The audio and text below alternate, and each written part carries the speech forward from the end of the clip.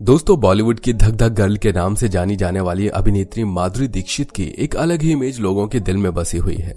आज भी लोग उन्हें बड़े पर्दे पर देखने के लिए एक्साइटेड रहते हैं। उन्होंने अपने फिल्मी करियर में अब तक कई बेहतरीन फिल्में की हैं, जो आज भी लोगों के द्वारा पसंद की जाती हैं। उन्हीं फिल्मों में से माधुरी दीक्षित की एक फिल्म ऐसी थी जिसके लिए उन्हें आज भी पछतावा होता है। दरअसल इस फिल्म में माधुरी दीक्षित विनोद खन्ना के साथ कुछ इस तरह इंटीमेट हो गई थी कि लोग फिल्म देखने के बाद उन्हें बी कैटेगरी की एक्ट्रेस में गिनने लगे थे। जी हाँ, विनोद खन्ना भी उस फिल्म की शूटिंग के दौरान माधुरी दीक्षित के साथ कुछ ऐसा कर गए कि वो खून से लथपथ हो गई थी और डर से सहम गई थी। तो चलिए वीडियो में आगे बढ़ते हैं और जानते हैं कि आखिर कौन सी थी वो फिल्म और ऐसा क्या हुआ था उस फिल्म की शूटिंग के दौरान कि उसके बाद कभी माधुरी दीक्षित ने विनोद खन्ना के साथ काम ही नहीं किया। माधुरी दीक्षित 15 मई 1965 को मुंबई के एक ब्राह्मण परिवार में जन्मी थी। वे अपने पिता शंकर दीक्षित और माता स्नेहलता दीक्षित की लाडली बेटी हैं, जिन्हें बचपन से ही डांस करने का बेहद शौक है। माधुरी ने महज 3 साल की उम्र में ही इंडियन क्लासिकल डांस कथक सीखना शुरू कर दिया था। हालांकि बचपन में वे डॉक्टर बनना चाहती थी, लेकिन बाद में उनकी किस्मत उन्हें फिल्म इंडस्ट्री में ले आई और फिर उन्होंने खुद को एक बॉलीवुड की बेहतरीन अदाकारा के रूप में स्थापित किया। माधुरी ने अपनी शुरुआती पढ़ाई डिवाइन चाइल्ड हाई स्कूल से पूरी की है। फिर इसके बाद उन्होंने मुंबई के पार्ले कॉलेज से माइक्रोबायोलॉजी से अपनी एजुकेशन की पढ़ाई पूरी की। इसके बाद उन्होंने एक्टिंग की क्लास की और फिर फिल्मों में अपना काम करना शुरू कर दिया। माधुरी ने अपने फिल्मी करियर की शुरुआत राष्ट्रीय प्रोडक्शन की फिल्म अबोध से साल 1984 में की थी। हालांकि यह फिल्म कुछ खास चल नहीं पाई थी। उनके शुरुआती करियर में कई ऐसी फिल्में आई जो कि असफल रहीं। उन्हें हिंदी सिनेमा में पहचान फिल्म तेजाब से मिली। इस फिल्म में उन्होंने बेहतरीन एक्टिंग की थी, जिसके लिए उन्हें फिल्म फेयर पुरस्कार का पहला नॉमिनेशन मिला था। आज भी इस फिल्म का गाना 1 2 3 एक आइकॉनिक गाना माना जाता है। इस फिल्म के सफल होने के बाद उन्होंने कभी भी पीछे मुड़कर नहीं देखा और इसके बाद बैक टू बैक उन्होंने कई हिट फिल्में दी। माधुरी दीक्षित ने अनिल कपूर के साथ तकरीबन 20 फिल्मों में काम किया और उनमें से ज्यादातर फिल्में हिट ही रहीं। माधुरी दीक्षित ने साल 1990 में आमिर खान के साथ एक फिल्म की थी जिसका नाम था दिल। ये फिल्म सुपरहिट साबित हुई थी। माधुरी को सबसे बड़ी सफलता राष्ट्रीय प्रोडक्शन की फिल्म हम आपके हैं कौन से मिली। इस फिल्म में उन्होंने निशा का किरदार निभाया था। इस फिल्म ने पूरी दुनिया में सबसे ज्यादा कमाई की थी। इस फिल्म का ये रिकॉर्ड गिनीज बुक में भी दर्ज है। बताया जाता है कि इस फिल्म में माधुरी ने सबसे ज्यादा 3 करोड़ रुपए फीस के तौर पर लिए थे। एक तरफ जहां माधुरी दीक्षित को अपनी फिल्मों के लिए प्रोत्साहन मिल रहा था, तो वहीं दूसरी तरफ उन्हें कुछ फिल्मों के लिए क्रिटिसाइज भी किया जा रहा था, जिसमें सबसे पहला नाम आता है 1988 में बनी फिल्म दयावान का। इस फिल्म का एक्टर जहां उस वक्त 42 इयर्स का था, तो वहीं इस फिल्म की एक्ट्रेस यानी माधुरी दीक्षित उससे आधी उम्र यानी महज 20 साल की थी। दरअसल 1988 में दयावान फिल्म रिलीज हुई थी। इस फिल्म में माधुरी दीक्षित के साथ विनोद खन्ना लीड रोल में थे। यह फिल्म विनोद खन्ना के करियर की महत्वपूर्ण फिल्म थी, क्योंकि उस वक्त विनोद खन्ना अमेरिका से ओशो का आश्रम छोड़कर लौट आए थे और अच्छे रोल की तलाश में थे। फिल्म को फिरोज खान ने डायरेक्ट किया था। फिल्म में माधुरी और विनोद खन्ना की एक्टिंग की काफी तारीफ हुई थी, लेकिन फिल्म में किसिंग सीन शूट करते हुए विनोद खन्ना इस कदर बहक गए थे कि कट बोलने के बाद भी वो माधुरी को किस करना बंद नहीं कर रहे थे। दरअसल फिरोज खान अपनी फिल्म दयावान के एक गाने की शूटिंग कर रहे थे।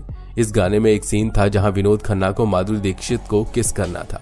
कहा जाता है कि जब ये दोनों इस सीन को शूट कर रहे थे तो विनोद खन्ना बहक गई और सीन कट होने के बाद भी वो माधुरी को किस करते रहे। एक्टर ने अपना कंट्रोल इस कदर खोया कि वो माधुरी के होंठ को बुरी तरह काट बैठे। एक्टर की इस हरकत के बाद माधुरी दीक्षित खून से सन गई थी। एक्ट्रेस अपने साथ हुई इस घटना से बुरी तरह डर गई थी। वो सदमे में थी और उनके आंसू नहीं रुक रहे थे। हालांकि इतना सब कुछ हो जाने के बाद विनोद खन्ना ने माधुरी से माफी भी मांगी थी। इसके बाद एक्ट्रेस ने जैसे तैसे फिल्म तो शूट कर ली, लेकिन फिर कभी भी विनोद खन्ना के साथ काम नहीं किया। इसके बाद माधुरी की तो सफल फिल्मों की झड़ी लग गई, लेकिन विनोद खन्ना के करियर पर ग्रहण लग गया। ये उनकी आखिरी कामयाब फिल्म साबित हुई। वहीं माधुरी दीक्षित ने जिस तरह से अपने करियर को बुलंदियों तक पहुंचाया है और इस तरह की घटनाओं से खुद को बाहर निकाला है, उनके फैंस उनकी तारीफ करते नहीं थकते। एक इंटरव्यू में माधुरी ने बताया कि उन्हें इस बात की जानकारी नहीं थी कि फिल्म में इस तरह के इंटीमेट सीन होंगे। फिल्म में इंटीमेट सीन करने के लिए माधुरी दीक्षित की काफी आलोचना भी हुई थी। एक इंटरव्यू के दौरान माधुरी ने कहा था कि फिल्म दयावान में उन्होंने जो किसिंग सीन किए उसका उन्हें आज भी पछतावा होता है। माधुरी दीक्षित और विनोद खन्ना का किसिंग सीन अलग कमरे में शूट किया गया था। उनका ये किसिंग सीन लगभग 30 सेकंड्स का था। बता दें कि फिल्म के प्रीमियर काफी धूमधाम से किया गया था। वैसे तो विनोद खन्ना के पिता उनकी फिल्में नहीं देखते थे, लेकिन दयावान पहली फिल्म थी जिसके प्रीमियर में विनोद खन्ना के पिता शामिल हुए थे। फिल्म में किसिंग सीन देखकर वे हैरान रह गई थी। आपको बता दें, बॉलीवुड में इस तरह की ये कोई पहली घटना नहीं थी।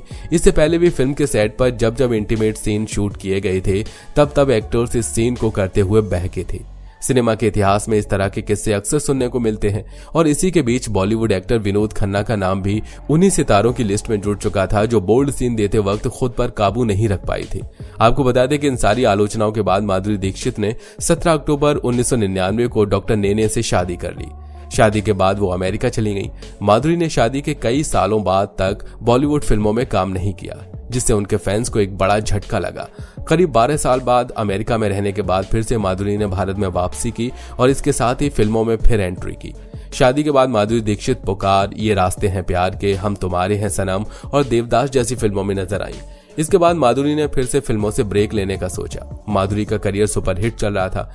निशा के बाद वो चंद्रमुखी तो कभी राधा बनकर स्क्रीन पर लोगों का दिल जीत रही थी, लेकिन फिर वो देश छोड़कर 7 समंदर पार चली गई। फैंस ने उनके बिना 7 साल काटे थे। वो साल 2006 में यानी पूरे 7 साल बाद इंडिया लौटी और फिर साल 2007 में आजा नचले फिल्म से कमबैक किया। फिलहाल इनके वर्क फ्रंट की बात करें तो एक्ट्रेस छोटे पर्दे पर डांस रियलिटी शो जज करती हुई नजर आती हैं। वे फिलहाल डांस दीवाने शो की जज हैं। अगर हम माधुरी दीक्षित का कुल नेटवर्थ की बात करें तो ये लगभग $40 मिलियन यानी लगभग 250 करोड़ भारतीय रुपए का आकलन किया जाता है। ये एक फिल्म के लिए 4 से 5 करोड़ रुपए और एक रियलिटी शो के सीजन के लिए 24 से 25 करोड़ रुपए लेती हैं।